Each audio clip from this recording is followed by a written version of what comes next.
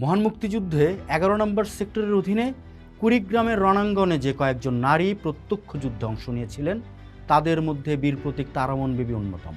তিনি কেবল রান্নাবান্না বা সেবা শুশ্রূষা নয়, বরং অস্ত্র হাতে সম্মুখ যুদ্ধে শত্রুর মোকাবেলা করেছেন। তার সাহসিকতার অন্যতম উজ্জ্বল দৃষ্টান্ত হল কোদালকাটি ইউনিয়নের রাজীবপুর এলাকার একটি সম্মুখ যুদ্ধ ও গুপ্তচর বৃত্তির ঘটনা।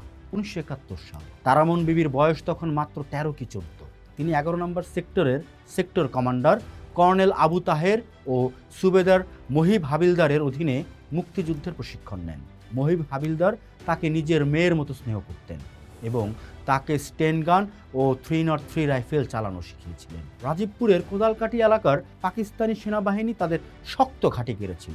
মুক্তিযোদ্ধাদের জন্য ওই ক্যাম্পের গোপন তথ্য আনা জরুরি হয়ে যায়, কিন্তু ক্যাম্পের কাছে ঘেঁষা ছিল অসম্ভব।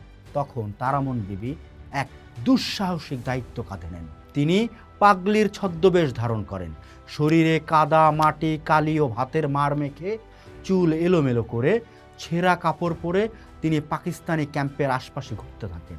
তার অভিনয়ে পাকিস্তানি সেনারা বিভ্রান্ত হয়, তাকে সত্যি সত্যি মানসিক ভারসাম্যহীন ভিখারি মনে করে।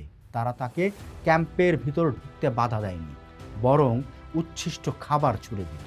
এই সুযোগে তারামন বিবি পাকিস্তানি সেনাদের সংখ্যা, তাদের ভারী অস্ত্রের অবস্থান এবং বাংকারের নকশা নিখুঁতভাবে পর্যবেক্ষণ করেন। তিনি লক্ষ্য করেন দুপুরের খাবারের পর পাকিস্তানি সেনারা কিছুটা অলস সময় কাটায়। এই মহামূল্যবান তথ্য তিনি দ্রুত ফিরে এসে মহিব হাবিলদার এবং অন্য মুক্তিযোদ্ধাদের জানান। তার দেয়া তথ্যের উপর ভিত্তি করে মুক্তিযোদ্ধারা দুপুরের দিকে পাকিস্তানি ক্যাম্পে অতর্কিত হামলা চালানোর পরিকল্পনা করে।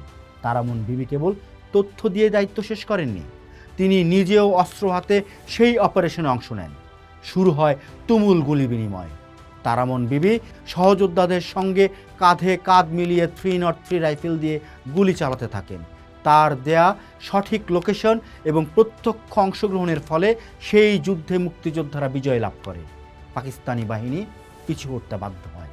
যুদ্ধলব্ধ এই সাহসিকতার জন্য ১৯৭৩ সালে বঙ্গবন্ধু শেখ মুজিবুর রহমানের সরকার তাকে বীর প্রতীক খেতাবে ভূষিত করে। কিন্তু দুঃখজনকভাবে স্বাধীনতার পর দীর্ঘ ২৪ বছর তিনি লোকচক্ষুর অন্তরালে নিদারুণ দারিদ্র্যের সঙ্গে দিন কাটিয়েছেন।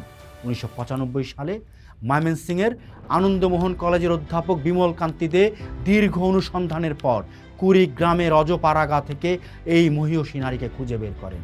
২০১৮ সাল ১ ডিসেম্বর এই বীর মুক্তিযোদ্ধা মৃত্যুবরণ করেন। পোস্ট দেখুন, ভাবুন, করুন। থাকুন পোস্টের সাথে।